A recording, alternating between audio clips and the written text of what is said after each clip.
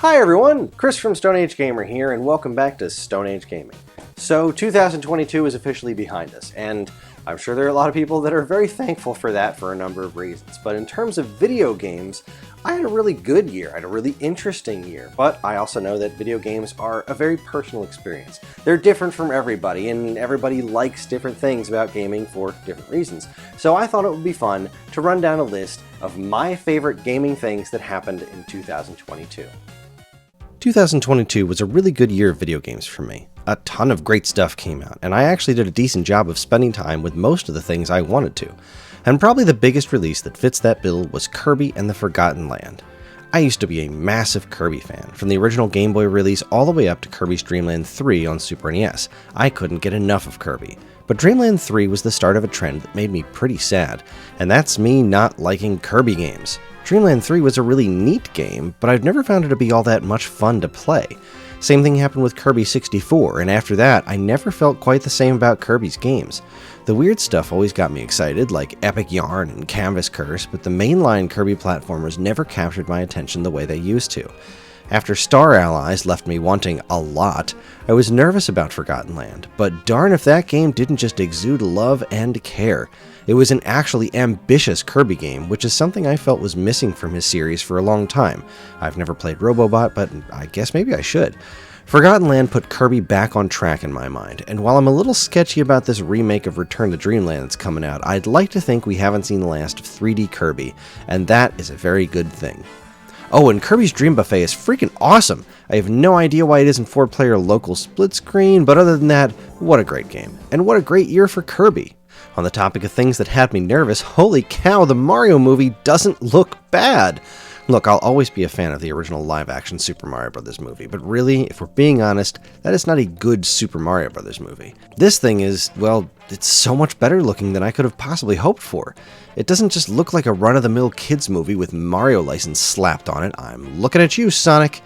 It actually looks like they made a movie of the Mario games. The details aren't just fun Easter eggs, they're woven into the fabric of the film itself. And while it's still Illumination and I'm still very nervous that it's going to stink, it looks very, very promising so far. And as a lifelong Mario fan, I couldn't be happier about it. Speaking of being a lifelong Mario fan, several years ago I got my hands on a DS game called Art Style Picto-Bits. I found it on the 3DS eShop and I couldn't believe how cool it was. It's actually a DSiWare game that was released way back in 2009, and it is bloody brilliant. You have to match these colored blocks to make black box NES game sprites, including Super Mario Bros. Well, technically they're Famicom sprites, because this game is very Famicom themed, including some Devil World stages, but it's all the super early stuff. As you play, the music gets more crazy, and seriously, this game is absolutely brilliant. It's also really tough, and after playing it for a while ages ago, I resigned myself to the fact that I'd probably never be able to actually finish the game. But I decided to pick it up again in 2022, and I actually finished the whole dang thing. Not only that, but I unlocked the Dark Mode stages, which were 10 times harder, and I beat them too! I'm so glad I rediscovered this game in 2022 because it's just so gosh darn good. And if any of this sounds even remotely up your alley, the eShop is closing down forever soon, so grab this game before it's gone. This is a true hidden gem if ever there was one.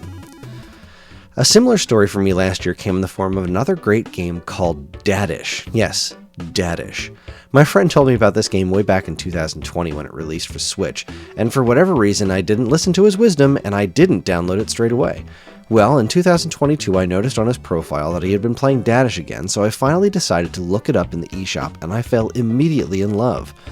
So much so that I bought Dadish 2 and 3 shortly after playing the first one. These games are completely uncomplicated, fun platforming perfection. What struck me most about them was that there was no gameplay gimmick at all. It's just move, jump, double jump, and that is it. The music is great, the controls are incredibly tight, the level designs are clever, and it was just the most wonderful old school gaming bliss I had experienced in ages.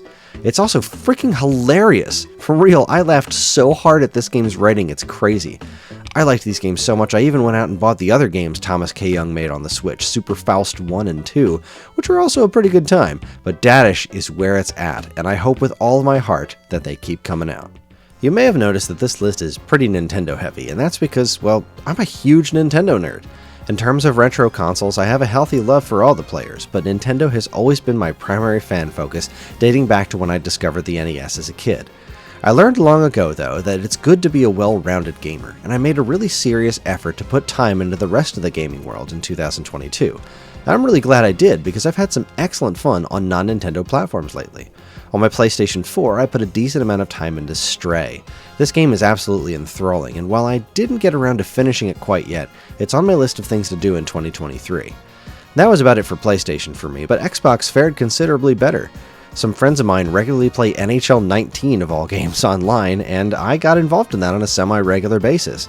I finally tried that new Battletoads game, which was super cool. I finally tried the original Halo out via the Master Chief Collection, and while I didn't finish it, I do think I've played enough to understand the series a bit better. Being the Star Wars fanatic that I am, I got to play and beat Jedi Fallen Order, which was fine. I mean, it was cool and had some memorable moments, but it didn't blow me away as much as I was told it would. I'm still really glad I played it, though, and kind of makes me excited for the sequel, but that's neither here nor there. Then, right at the end of the year, Vampire Survivors happened for me. Wow. For the first minute or so, I thought, okay, this is clever. By the time I finished my first run-through, though, I was hooked. What a completely brilliant game. It's with this mindset that I've convinced myself that I eventually will want to get a PS5 and/or an Xbox Series X. I would very much like to play Jedi Survivor. Street Fighter 6 looks fantastic, and Resident Evil 4 is one of my favorite games of all time, so that remake holds some serious luster. But since Street Fighter 6 and Resident Evil 4 are both coming to PlayStation 4, the need to upgrade to new hardware isn't quite there yet. And there's still plenty of games on the previous generation that I still need to get to. I haven't even played the first God of War reboot game yet, let alone Ragnarok, and I have a sealed copy of Doom Eternal staring at me as we speak. Plenty of games to keep me company. But when it comes to non-Nintendo games in 2022, the biggest winner in my life was without a doubt Atari. Atari is where video games started for me as a kid, and even after the NES changed my life forever, I never stopped loving my Atari 2600. Atari itself pretty much went away though. I never got a 5200 or a 7800 as a kid. We didn't get a home computer in my house until well after the Atari computers were past their prime, and I didn't see the appeal of Lynx or Jaguar enough to try and convince my parents to buy them for me when they were on the market. I loved my classic Atari, but the company wasn't the same as it used to be, and their output largely reflected that. After the Jaguar died, the Atari name changed hands a bunch of times, and there was simply nothing left of the company that I used to love. Recently, though, that started to change. Now, the Atari of old is very much gone, and I understand that. But this current iteration of the company, while flawed, is so much better than it has been in a very, very long time. Atari is an entity in the current gaming landscape, which is such a cool thing to be able to say. Yes, it's a very small one, but it is a very real one nonetheless.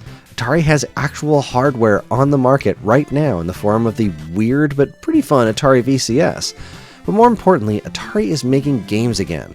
Pong Quest is a weird Pong RPG. Atari Mania is a WarioWare-style game that runs through all manner of the company's greatest hits. Combinera is a brand new puzzle game IP that is genuinely fun and challenging to play. The Recharge series is a fantastic approach to breathing new life into some of Atari's greatest hits, especially the utterly sublime Yars Recharged. Tempest 4000 is a game that I'm terrible at, but is a heck of a cool game to play. The Atari VCS shop even has a bunch of great games that fit right in with the Atari pick-up-and-play style, like Jetboard Joust, a game that feels like a cross between Defender and Fantasy Zone, BPM Boy, which is actually a VCS exclusive that has a sort of musical Marble Madness feel to it, and the incredibly amusing Donut Dodo, which is an insane throwback to classic arcade games like Donkey Kong and Burger Time. And of course, there's Atari 50. There aren't enough words to express how much I loved this collection and its interactive timeline of Atari's history. The new games included Rule as well, especially Vector Sector. It's truly brilliant and an absolute must for anyone who is interested in video game history. Atari isn't Microsoft or Sony, but the fact that on Saturday mornings I get to go down to my basement, boot up my VCS, and play a bunch of small games like this on genuine Atari hardware makes me probably way happier than it should. Considering they're the company that got me into gaming in the first place, having them back in action, even to this small degree, is a joy I never thought I'd get to experience again. I wish they weren't so heavily involved in crypto and NFTs and their silly speaker hats and lifestyle stuff, but the games themselves have been great. Welcome back, Atari. So there you have it. Those are my favorite things that happened to me in the world of video games in 2022, or at least the favorite things that I could think of, because thinking back on an entire year's worth of stuff is not the easiest thing in the world to do. But either way, it was a lot of fun to look back, and now it is time to look forward and see what 2022 has to bring. So thanks for watching, everybody. If you liked what you saw here today, please follow, comment, like, subscribe, share, and get down in the comments and let us know what your favorite gaming things of 2022 were. Did you like some new controllers that came out? Were there new games that happened? Did you really like those black plates for the PlayStation 3 so it makes it look considerably less ugly? I don't know. Let us know. We love hearing from everybody. Thanks again for watching. On behalf of all of us here at Stone Age Gamer, keep playing games.